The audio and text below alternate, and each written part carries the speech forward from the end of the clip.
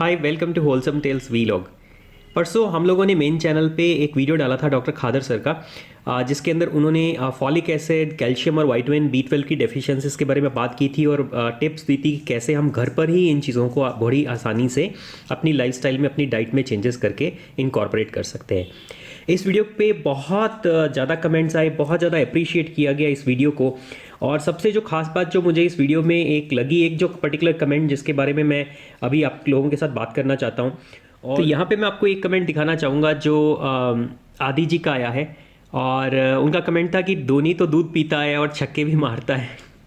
तो तो उसके बारे में क्या कहना है आपका? तो बहुत ही ब्रीफ और बहुत इंटरेस्टिंग था। इनफैक्ट लाइक ये पढ़ने में थोड़ा सा मजाकिया और हंसी वाला लग सकता है, लेकिन मेरी मेरी रिएक्शन मैं आपको दिखाता हूँ कि लाइक मैंने इस पे उनको रिप्लाई भी किया था कि देखिए इसमें कई चीज़ें, कई एस्पेक्ट्स आते हैं। देखिए कहते हैं कि अब छक्के तो गांगुली दादा ने भी मारे थे और भगवान उनको सलामत रखे, लेकिन देखिए सिर्फ कई बार हम सिर्फ एक एस्पेक्ट को देखते हैं। जैसे धोनी के केस में यहाँ पे कमेंट में हम कह रहे हैं कि वो दूध पीता है, बिल्कुल दूध पीते हैं वो।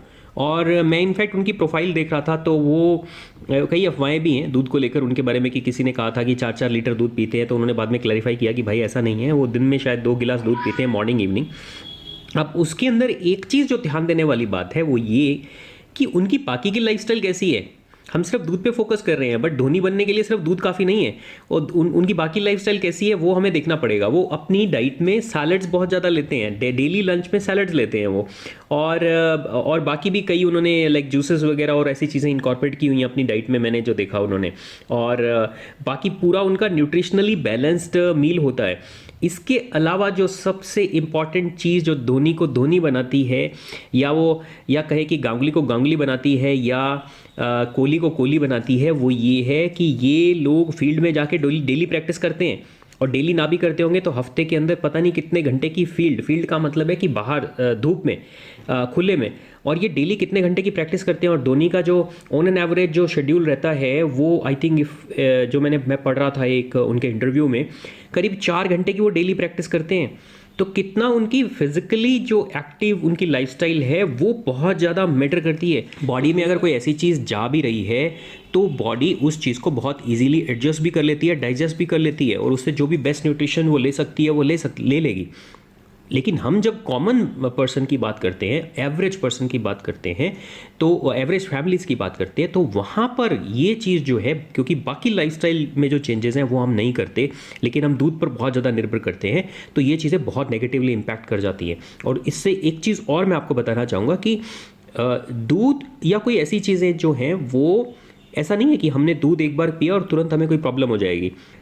जैसे डॉक्टर NK शर्मा बोलते हैं, ये एक तरह की ऐसी चीज़ है जो कि बहुत धीरे धीरे हमारे शरीर को जो है वो नुकसान पहुंचाती है।